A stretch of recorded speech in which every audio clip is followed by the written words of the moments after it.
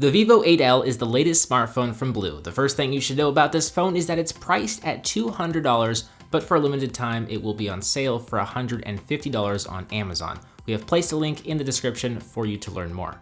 Now, there's only so much tech that can be crammed into a device with this price tag. BLU seems to have focused on the performance, the cameras, and the battery life, but there are some other features that I'll discuss that do help make this a pretty well-rounded smartphone. I'm not gonna lie, BLU does a pretty good job grabbing my attention with the spec to price ratio of its smartphones. Their parts aren't as high quality as the parts used in high-end Android smartphones, but you get what you pay for. And they are still a pretty good option for those looking for a budget smartphone.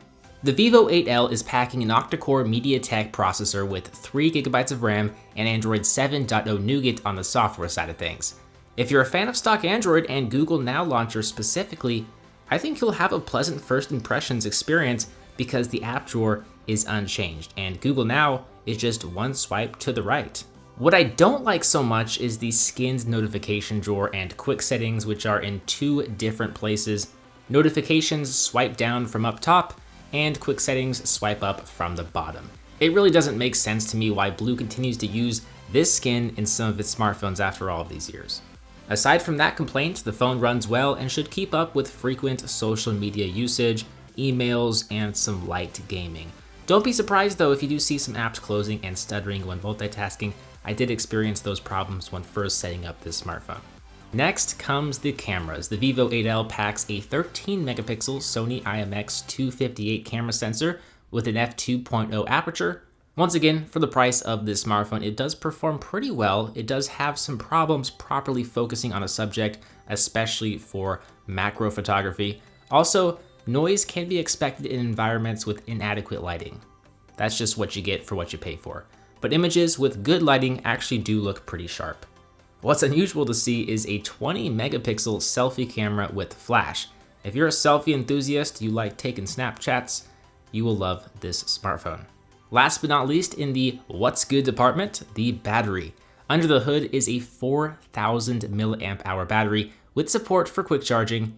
And in my testing, I was able to get 2 days of moderate usage. So those are the three big pros of this device. There are several other features that do help round out this smartphone. The build, it consists primarily of metal, so it does feel really good in the hands and provides a sense of wealth. The rear-mounted fingerprint scanner is in a natural place for my index finger, and the scanner itself, it does work quickly to unlock the phone. We also have a micro SD card slot for expandable storage and dual SIM card slots. That's really rare to see in a smartphone these days. In the not so good department, we have a 5.3-inch 720p display that gets the job done, but it just starts to show its age when compared to much of the competition. With a sub 277 pixel per inch index and fairly basic LCD display, it just really doesn't impress. The capacitive touch navigation buttons are also antiquated as they take up precious screen real estate. To make things worse, they cannot be reprogrammed and they are out of order. The back button should be on the far left with the overview button to the far right, but as you can see, that's not the case.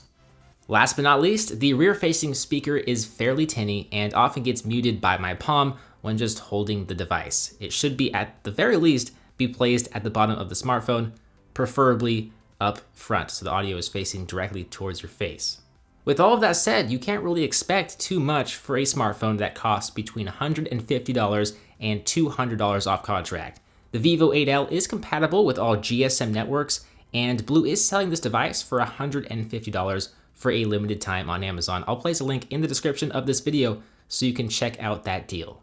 You've heard what I like and dislike about the Vivo 8L, and now I want to hear your thoughts in the comments down below. Let me know what they are. As always, I'm BoHD from PhoneDog.com. I hope you enjoyed this video. Thank you for watching, and I will see you right back here in the next one.